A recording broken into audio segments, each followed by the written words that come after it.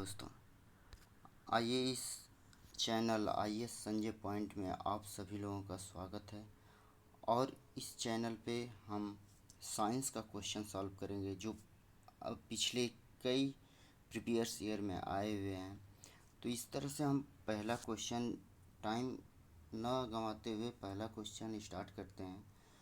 इसमें है कि निम्न में से किसमें लिंग गुणसूत्र नहीं होते, यानी किसमें लिंग गुणसूत्र नहीं पाए जाते। तो इसमें पहला ऑप्शन है बंदर, दूसरा ऑप्शन है चीता, तीसरा ऑप्शन है छिपकली, तितली और चौथा ऑप्शन है छिपकली।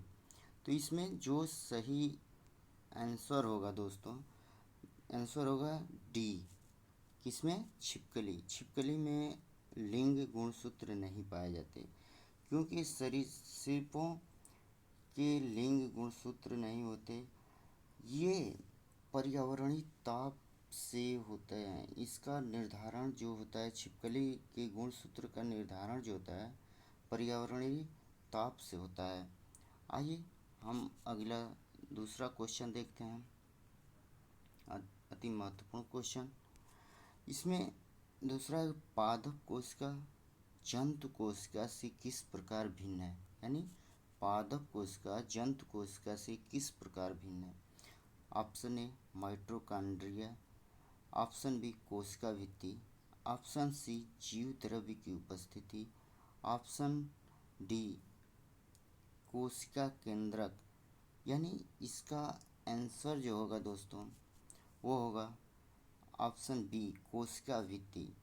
जानते हैं आप सभी लोग कि जंतु कोशिका में कोशिका भित्ति, बाहरी आवरण कोशिका भित्ति नहीं होती। पादप कोशिका में कोशिका भित्ति पाया जाता है, जबकि जंतु कोशिका में कोशिका भित्ति नहीं पाया जाता है। कोशिका भित्ति की बात करें तो ये पौधों में सेलुलोज का बना होता है। किसका बना होता है? सेलुलोज का बना होता है। आइए हम आगे नेक्स्ट क्वेश्चन देखते हैं। तीसरा क्वेश्चन की बात करें तो ये आपके सामने है दोस्तों। किसी भी प्रजाति में गुणसूत्र संख्या आयु के साथ बढ़ती है, बी आयु के साथ घटती है, सी स्थिर रहती है, या डी वजन के साथ बढ़ती है। तो आपको बता दें दोस्तों कि इसका आंसर होगा सी, यानी स्थिर रहती है। किसी भी प्रजाति में गुणसूत्रों की संख्या स्थिर रहती है, न आयु के साथ और ना ही वजन के साथ बढ़ती है और ना ही घटती है। इसका आंसर होगा सी। आइए हम नेक्स्ट क्वेश्चन देखते हैं। इसी प्रकार क्वेश्चन नंबर 4, हमारे शरीर की लघुत्तम हड्डी पाई जाती है। हमारे शरीर में या हमारे शरीर की लघुत्तम हड्डी पाई जाती है कान में, नाक में, आँख में, पैर के अंगूठे में। तो इसका आंसर क्या होगा दोस्तों? इसका आंसर होगा कान में। सबसे छोटी हड्डी मनुष्य के कान की सबसे छोटी हड्डी होती है जिसे स्टेपीज बोलते हैं। इसी तरह से दोस्तों आइए हम पांचवा क्वेश्चन की बात करें तो पांचवा क्वेश्चन हमारा ये है कि मनुष्य के जीवन काल में कितने दांत 2 बार विकसित होते हैं। यानी जो हमारा जीवन काल है, मनुष्य का जीवन काल, हमारे पूरे जीवन काल में कितने ऐसे दांत होते हैं जो 2 बार विकसित होते हैं। ऑप्शन ए है 4, ऑप्शन बी है 12, ऑप्शन सी 20, ऑप्शन डी 28 दांत। तो इसका सही आंसर होगा मेरे दोस्तों ऑप्शन सी, यानी 20 दांत ऐसे होते हैं जो मानव के जीवन काल में 2 बार विकसित होते हैं। आइए हम आगे बढ़ते हैं और छठे क्वेश्चन को सॉल्व करते हैं। छठा क्वेश्चन यह है कि कड़वाहट के लिए मानव जीव का संवेदनशील क्षेत्र क्या है। मतलब ये कहने का मतलब ये है कि जो हमारा जीव का कड़वाहट स्वाद जो आता है वो किस भाग से आता है। तो ऑप्शन ए में दिया है नोक यानी टीप, ऑप्शन बी मध्य भाग, ऑप्शन सी पीछे का भाग, ऑप्शन डी किनारे का भाग।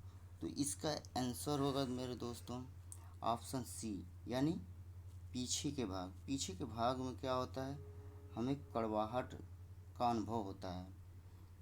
और दोस्तों ऐसे बता दें आपसे कि यदि आप नए हैं इस चैनल पे और अभी तक इस चैनल को सब्सक्राइब नहीं किए हैं तो प्लीज़ सब्सक्राइब कर दीजिए और एक शानदार लाइक कर दीजिए, जिससे हमें ये मोटिवेशन मिले और अच्छा से अच्छा हम क्वेश्चन लाएं और आपके लिए सॉल्व कराएं, जिससे आप लोगों को सहायता मिल सके।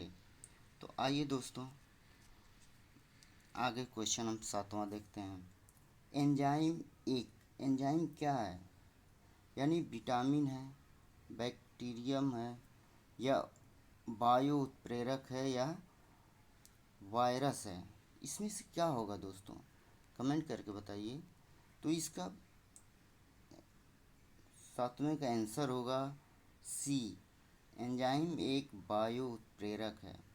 मेन बात है एंजाइम एक प्रकार का प्रोटीन होता है जो वायु उत्प्रेरक की तरह कार्य करता है। तो इसका आंसर क्या होगा, वायु उत्प्रेरक।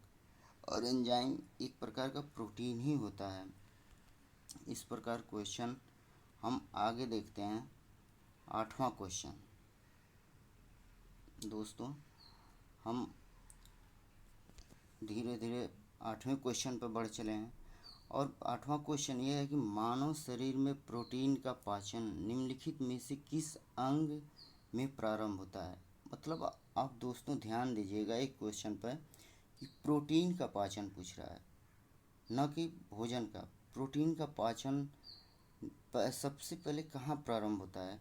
तो ऑप्शन दिया है, पहला यकृत, दूसरा बी है मुंह, सी है छोटी आंत, और डी है आमाशय। इसका सही आंसर जो होगा मेरे दोस्तों डी होगा, आमाशय से। यानी प्रोटीन का जो पाचन प्रारंभ होता है वो आमाशय से होता है। इस प्रकार दोस्तों आगे बढ़ते हैं। हम देखते हैं क्वेश्चन नंबर 9। स्टार्च को जल अपघटन से ग्लूकोज बनाने वाला एंजाइम है।